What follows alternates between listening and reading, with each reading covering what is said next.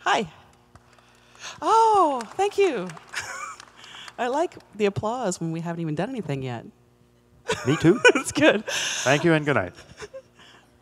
I'm Christa Wessel, the morning host at All Classical Portland, which that's what I wanted the applause for. Good. It's 89.9. Out of curiosity, does everybody know that there's a classical radio station in town? Okay, good. I'm happy about that. 89.9, if you're unaware, 24-hour-a-day classical music, listener-supported. We're in the midst of our fundraiser right now. I could give you the phone number, but perhaps you've memorized it already.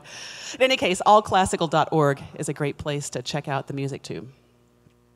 End pitch. This is Greg Ewer, who is a member of the Oregon Symphony's violin section. Thank you. I love this guy, and chances are you've seen him around town too, because he's got his hands in a lot of different musical pots. I mean, not only are you in the section here of the Oregon Symphony, but let's count the other things you're involved in. Well, let's see. Portland Baroque Orchestra, I occasionally play with. Great band. If you haven't heard PBO, it's highly recommended. I've got a chamber music ensemble that I started about 5 years ago called 45th Parallel. 4 or 5 concerts. Oh, hey, thanks. I currently serve on the board of Portland Youth Philharmonic, which is a lot of fun. It's a great organization. They just did a concert of Shostakovich's Fourth Symphony, which is this huge tour de force. Most professional orchestras don't play it because it requires so many people on stage. And they did a bang-up job of it, so. Then there's the Third Angle New Music Ensemble. Third Angle New Music Ensemble. I'm honored to be part of the quartet that does a lot of contemporary music. And that's not all. You might think that he has some time to sleep, but no, you also teach as well, yeah? Oh, yeah, there's that. I'm glad you're keeping track of this, because I can't. Busy guy. What, it just you feel like you need to have a lot of tentacles in a lot of different places? Well, I think it probably, can everybody hear me okay? Yeah, okay. You know, I think it just comes from being a freelance musician when I was in Houston, when I was in school. You know, you always wanted to say yes to everything because you were really never sure when the phone was going to ring. And so if you wanted to stay in good graces with your contractors and your colleagues, you know, you just bent over backwards to do everything. And so I think there is I think many of us on stage have that streak in us, you know, even though the Oregon Symphony is a full-time position, there's something about that kind of sticks with you. And there's also, you know, there are lots of different skill sets that musicians have, and playing, you know, as a string player, I play in a section. And blending with everybody around you and being part of a team is a great rush, but it's one skill set. And so I think it's just fun to be able to exercise different muscles at different times. I enjoy very much, I used to play in a bluegrass band when I was in Texas. So occasionally I, you know, enjoy hooking up with a few friends and playing some bluegrass and doing stuff like that. I think it's just being busy and being occupied with lots of different things. It's just a habit that kind of I must have formed early on. One of my favorite things about doing these pre-concert chats with musicians is to learn the individuals who comprise this big, we think of the symphony as this big bulk of humanity, but they're really fascinating individuals. So I'm glad that we're talking about who you are. Did you have any idea growing up as a young violinist and going through training that you would have this kind of multidisciplinary violin career, orchestra, chamber music, modern music, all that stuff? Well, I think it was really going to a performing arts high school in Houston, Texas. It was a public school, believe it or not. And all of a sudden, you know, I mean, the junior high school that I went to was not anything like that. I mean, if you mentioned to anybody that you played the violin, you know, you were in for some kind of whooping, yeah, torture. But then I got to high school, and all of a sudden it was really cool. It was really socially acceptable and even you know, rewarding to be good at something. And so I think it was at that time I decided I do want to be a musician. You know, I think at that point I sort of identified, all right, I have some natural tendencies that that are good for a potential career in music, and I started enjoying it more and more at that age. And but I had no idea what a career in music would look like. I figured it would probably involve an orchestra, but you know, as so many things when you're growing up, they just turn out completely differently from your visions of what they might be. You glossed over something right there that I want to go back and pursue. You said in junior high, it wasn't cool to be a violin player. You didn't broadcast that about yourself. I think a lot of junior high kids probably would have just given up the violin, given that kind of peer pressure or torment from their peers, like, you know, music nerd or whatever. But you stuck with it. Well, I just didn't mention it to anybody, so nobody knew.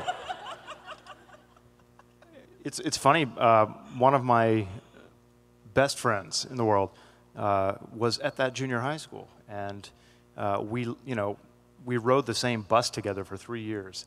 And that whole time, I had no idea that he played the violin. He had no idea that I played the violin. All of a sudden, we show up in high school.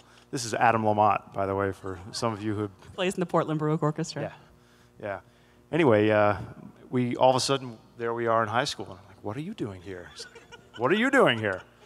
So yeah, I think we both were savvy enough to kind of keep that under wraps and, you know, play basketball and do all the other stuff that we did. And it was a bit of a rough and tumble kind of place at times. So yeah, that was not part of the experience in junior high. Do you come from a musical family? How did you get your start in music there in Houston?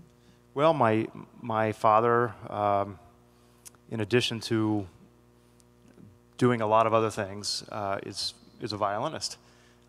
He at one point thought he might pursue a career in an orchestra and was part of the Norfolk, Virginia Symphony before he ended up going to medical school full time. And so he was really into the violin. My brother started playing piano, and my dad asked me, you know, do you want to play violin or do you want to play piano? And of course, I picked the one that my brother wasn't already doing, so that we wouldn't be in competition. And yeah, it was that influence. He actually moved us right across the street from an elementary school that had a really good Suzuki program. And so I was zoned to it, and I didn't play going in, but since I was zoned to it, I could go there. And that was, you know, obviously by design, because the violin was such an important part of his life. He studied with one of the great Russian violinists, Tassy Spivakovsky, who was the concertmaster of the Berlin Philharmonic for a while and concertmaster of the Cleveland Orchestra later. And he kind of is a little bit under the radar of famous violinists. I mean, he's not a household name like Itzhak Perlman or Hilary Hahn, who's going to absolutely dazzle us here in a few minutes. Well, he was then, actually, but you know, for me growing up, I had never heard of him, and my dad still had a couple of records lying around, and he put them on, and I was like, wow, you studied with this guy. So yeah, I had a musical family that kind of encouraged participation. And so was it just taken for granted that you would end up in a musical career, or did you toy with going in different directions at different points in your life? Well, yeah, funny that you should ask. It was only in high school when the thought first occurred to me that, yeah, I could conceivably do this for a living. But before that, I think all throughout middle school I wanted to be a sports talk show personality, or like a basketball commentator or something like that. I would listen to broadcasts of professional sports stuff as I was going to bed at night. Radio broadcasts. Yeah, radio broadcasts. Nice. So, oh yeah, nice way to mix that in. But I think before that it was just kind of random things that I thought could be interesting. Like at one point there was a dentist. I was like, dentists make a lot of money. I don't know. That's just what I thought at the time. And I think at one point I wanted to be a priest. Go figure. Well, I'm glad you ended up in music. Well, me too. Well, we were talking about teaching and 45th Parallel and all the different things that you're involved in, Third Angle. And wanted to touch on the teaching thing one more time, because it sounds like you not only got an early start with your parents and Suzuki lessons, but you must have had important mentors over the course of your life that encouraged you to keep with the violin. Yeah, well, one of the great bits of serendipity that happened in my upbringing was the fact that at around the age of 8, my family moved. And we happened to move right across the street to a really, really good violin maker. What are the chances? He was a Polish-American violinist who had been in the Houston Symphony for many years, and he was quite a talented violin maker. So, some days after school I would go to the park and do whatever, but some days I would actually go over and kind of hang out with him and help him, carve wood and things like that. How old are you at this age, carving wood and violins? Probably like 12 or 13. I mean, I wasn't doing a particularly good job at it, but I was learning what it was like to make a violin, and he was trying to shed light on this a little bit for me. He was also a fine player, so I was still taking private lessons all through junior high school, even though it was only a home phenomenon. So I would go and I would play some of my repertoire that I was studying privately with my teacher at the time and play it for him, and so he was a big mentor of mine. The other one was this violin teacher that I just mentioned, who was the associate concertmaster of the Houston Symphony for many years, and I went to study with him when I was 8. My elementary school teacher... An 8-year-old studying with the associate concertmaster of the Houston Symphony. That sounds impressive to me. Thanks. I guess at the time it felt, I didn't realize there was anything particularly remarkable about it. It just was. And I guess with my father being so involved with music, it didn't surprise me that he would sort of seek out, really good instruction. So I would guess that probably a lot of my colleagues have some fairly young students. I know Clarice Atchison does a lot of teaching, and Valley Phillips does some teaching too. I mean, a lot of us teach, and I think there are some, there's some young kids. I have a 12-year-old student at the moment who's young, budding Jascha Heifetz. Mentors, other mentors that we should mention? Yeah, well, growing up in Houston, is that where you met Sergio Luca? Yeah, he became a mentor of mine later on. I worked with him when I was in graduate school, and it was because of his recording of the Bach unaccompanied sonatas and partitas that I got to know him, and that was kind of a groundbreaking recording. And when I got a tape deck too that I would fall asleep next to, his recording was one of the ones that I listened to. So I realized, yeah, he lives in the same town as I do, and he teaches at Rice University. So when I was almost done with college, I got in touch with him and I said, hey, don't know if you have any room in your studio next year, but I'd love to come play for you. And so I ended up going to study with him, doing my graduate degree. And he was actually, in some ways, responsible for my getting to know Portland, because he had a festival on the coast called the Cascade Head Festival. I see some heads nodding. Yeah.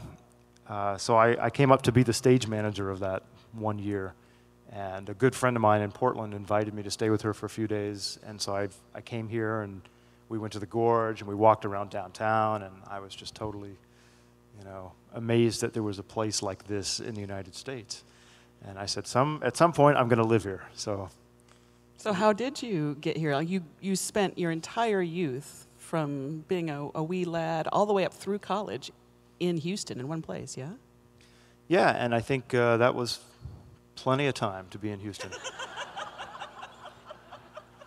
So I just, this is a very seductive kind of place. It's it's a lot of natural beauty, a lot of interesting people, just a culture that kind of spoke to me. I felt very at home here immediately. So about a year after that first visit, coming back to Adam LeMotte, who is this buddy of mine that I went to junior high with, he was living in Portland, and he invited me to come out to do a concert with him, and I came up, and it was just kind of cemented in my mind, yeah, this is where I need to be right now. So shortly thereafter, I rented the old U-Haul and drove north. Without a job? Yeah, without a job. I was also lucky because before I started out, I met Paul Schuback, who for many years has owned a violin shop in Portland. And I told him I'm moving to Portland. He's like, oh, what are you going to do? And I said, I don't know, I'll figure something out. I know the story is very familiar. Barista. I hear it so often now, having been here now for 14 years. I hear it all the time. But he said, yeah, why don't you come and work for me in the shop while you figure out what you're going to do? And I said, that sounds great. And that's what I did for the first 9 months of being here. Worked in a violin shop. Yeah. So then, is it safe to assume that working in a violin shop to earn your living, did you fall out of practice with the violin, or were you gigging around? Because when an audition comes open in the Oregon Symphony, it seems to me it would behoove you to be one already playing in a symphony, to have your chops up, or just spending a lot of time devoted to the audition. How did that all work for you? Well, it was the position at the violin shop was a part-time position, and so I never really fell out of practice. I was playing a lot of chamber music at the time, and of course, in a violin shop, occasionally you do get a little bit of time to sneak away into another room and try out a violin, and that, in a way, that was sort of part of my job too. In addition to changing strings and just selling people shoulder rests and things like that, when somebody came into the shop and was looking for something really nice, I was able to work with them and demonstrate the instrument, and so I actually got a lot of playing time just by working in the shop, which was a really nice perk. So when this audition comes up, well, you obviously got the position. How long ago was that audition? How long have you been with the Oregon Symphony? I think this is 13 years. So I always love audition stories. Can you tell me anything about your audition? It's just as a process none of us ever get to see, and it seems like it'd be terrifying. You've got, what, X number of minutes, 5 minutes to impress the heck out of a panel of judges that you can't even see. Well, yeah, it's kind of a notoriously intimidating process. We all hear about it when we're in school, and it's this big, elephant in the room. It's like, it's great to be practicing all the time and learning this trade, but at some point you're going to have to hit the audition circuit, and that's no picnic. Because, yeah, you have anywhere from like 100 to 300 people applying for one job. And the first round is always behind a screen, and you get about 5 minutes to play a few things. You get to play a little bit of a concerto, then you play a couple of excerpts, and then they say thank you, and hopefully they liked it.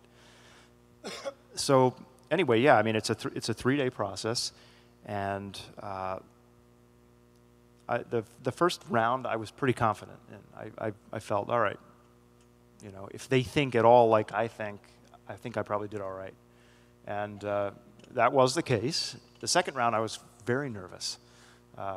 It just kind of came out of nowhere, as that does. And so I was a little worried after that round, but that turned out okay too. And the final round, the screen comes down, and so you're all of a sudden in front of, 15 people, including James DePriest was the music director who hired me, and Michael Foxman was the concertmaster at the time. Peter Fergiola was on the committee, and actually probably the most memorable part of my audition was the fact that for the last 2 years prior, I had been experimenting with a different way of holding the bow. I know that sounds really esoteric, but basically, How many ways can there be? You just hold it in your hand, right? A fair question. I mean, well, I don't know how to, I'll demonstrate on the microphone. A lot of people sort of do this, which involves kind of a lever technique. And I was kind of interested in the old Russian techniques, and so I actually started holding the ball like this. Anyway, it's, it doesn't really mean anything to, Anyway, the point of the story is that towards the end, Peter Fergiola asked me, he's like, okay, everything sounded great, but, what on earth are you doing?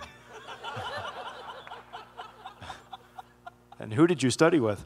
And so I explained to him that it was kind of an experiment that I'd been working on for a while, and you know, that I could still do it the other way too, and you know, if I needed to pick that other way so that I would blend a little better, then I could do that. I hadn't forgotten how to do it. So anyway, but that was kind of a memorable moment for me, because I thought, oh, I've come this far only to get, you know, tripped up by this weird experiment that I'm doing. Well, I want to dig more into that, because I obviously only thought there was one way to hold the bow. But what did you achieve from holding it the other way? Why was that good for you? And do you continue to still play that way from time to time? Well, okay, it gets a little technical, so bear with me. Basically, the modern way of holding a bow involves, as I mentioned, this kind of lever technique where you can instantaneously take weight out of the bow or put weight in the bow, depending on which finger you're emphasizing and which way you're turning your arm. The old Russian school, you took all those little muscles out of the equation and put the bow here between these fingers, and so there was a very strong, constant way of drawing the sound out of the violin that involved the weight of the hand. Oh, so your fingers aren't even on the bow, you're holding it like that? The fingers are kind of over on the side, and they're much less active. I know nobody really, I don't do it anymore, you know, you won't see anybody on stage. Actually Peter Frajola has a little bit of that in his bow arm, and it's really great. I love it, but I could not really make it work so well in this particular situation. I mean, that's just a personal thing. It wasn't quite the right fit for me to do what I needed to do in this group. So after about a year of monkeying with it, I just said, you know, heck with it. I'm going to go with what I know really well, and so I returned to something that looked a little bit more familiar. Is it interesting to anybody else but me? Okay, good. Did it result in a different sound? I'm kind of curious as to why you experimented with it in the first place. Okay, yeah, it's in general, it's a lot easier to sustain, which is a skill that's valuable when you're playing long romantic lines that go on for 20, 30 seconds. Because what we all try to do as we're learning to play the violin is make them seamless. You don't want to know, you don't want to hear when the bow is changing. And so if you're constantly dealing with you know, this fluctuation because of the lever technique, it's much more difficult to hide those bow changes. And so with the old Russian school, I mean, it was developed at a time when, you know, Tchaikovsky was writing his concerto, Brahms was writing his concerto, and so it's the technique is much more suited to that kind of playing, which is much more constant sound, in a way, maybe more power. And today, there's a premium on being able to go from loud to soft very, very quickly. And that's something that the lever technique allows you to do. So I think it was, at the beginning, it was kind of a sound that I preferred. And so I wanted to try to go towards that a little bit. And I still really like it. It's just not something that I do on a daily basis. Safe to assume Hilary Hahn's going to play with the lever technique tonight? Yeah. I mean, she does some things with the violin that I just don't even understand. She has a way of making sound that's very old school. You'll notice right away that her sound is incredibly resonant, and that's not one of the characteristics of the lever technique. And but somehow she does it. She's a freak of nature. In a good way, I assume. In the best possible way. Well, I've been hearing a lot of musicians reading their tweets and stuff about how even from the very first rehearsal when she was here a couple of days ago, just being floored by this woman. And yes, she is one of the most well-known, well-respected violin soloists working today, but to hear this rush almost in unison from all the musicians, like, wow. Can you explain, is it more than just power and resonance? What's going on with this girl that makes her so special? Well, I mean, she's musically very interesting, as you'll see, but there are also some things in this concerto that are very, very difficult, and she just makes them seem like it's falling off a log. So there's that. I mean, it's just impressive from knowing what it takes to execute that. It's just really darn impressive. and the sound that she makes. It's kind of a, for me, it's kind of a throwback to, you know, like the Nathan Milstein, Jascha Heifetz kind of. It's not really similar in a sound, but in a way that it makes the violin resonate. So she is just better than just about anybody I've heard at that. So yeah, the kudos that you're hearing from everybody this year is just kind of a bafflement at how can somebody do something that well, and it looks so easy. And you know, obviously she's put in a tremendous amount of work in her lifetime. You know, there's that thing about the 10,000 hours. That's what you need in order to be really an expert at something. And so, you know, she probably has circled that wagon many times, you know, 50, 60,000 or whatever it is. I don't know. She's just an incredible example of talent and work ethic. And this concerto she's playing tonight is not one of the most well-known concertos. Can you give us an idea of what to expect? Well, it was written in the 20th century, but it sounds like it was written maybe a couple hundred years before. It's kind of a neo-Baroque piece, a little bit, you know, a la Stravinsky's Pulcinella-type works. It's very pleasant and easy to listen to, very interesting and challenging at the same time. It's basically a neoclassical work, and you know, most classical and Baroque pieces are fairly much easier to execute than, say, Sibelius Concerto or something like that. This is not that. This is a technical tour de force on top of the fact that it's you know, got some of the very transparent textures, and it's rhythmically very easy to follow, but it's still, you'll hear it. It's lots of technique involved. I want to thank you.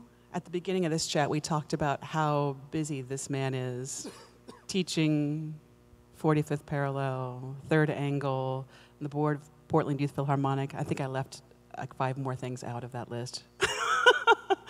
Of course, in this section of the Oregon Symphony for the last 13 years. Thank you for taking the time to do that. You're such an essential part of our cultural community. I really appreciate you sharing a bit of your life with us today. Oh, my pleasure. Yeah, thanks for giving me the opportunity. Yeah. As one final note, if you have a violinist, maybe a young violinist in your family who would be interested in learning about weird bow techniques, we're doing this again tomorrow and Monday, pre-concert chats, Greg Ewer and I. Will you bring your violin out tomorrow to demonstrate? Sure. Okay. That won't help a number of you, I understand. But tonight's chat has been videotaped by our friend Joe Cantrell right there. It'll be uploaded to the All Classical Portland website later on this evening, so you can go online and watch that at allclassical.org. And one last plug, we're having a fundraiser right now. You can also contribute to All Classical Portland's website. It's a commercial-free 24-hour-a-day classical radio service, and I just hope you appreciate how rare that is, and we've got one right here in Portland. Well, can I just jump in on this plug here a little bit? Because the radio station is a really unique thing in Portland, or actually in the country. It's not just a radio station that puts out a product. I mean, what I really appreciate is that everybody on the staff, everybody there is so involved in the world of music here. I mean, all the people in the symphony know all of the radio hosts, and you know, it's like kind of like that everywhere. And actually, 45th Parallel has been, you know, kind of a nice joint effort of All Classical and our small organization, and you guys were just amazing mentors. So, I mean, I have to say, this is not just a group of people that are putting music over the air. This is an organization that's fully committed to the community, that is doing a lot of great stuff. So she didn't tell me to say that, but I just have to, because it's true. I love this guy. Greg Ewer, thank you for doing this with me today. My pleasure.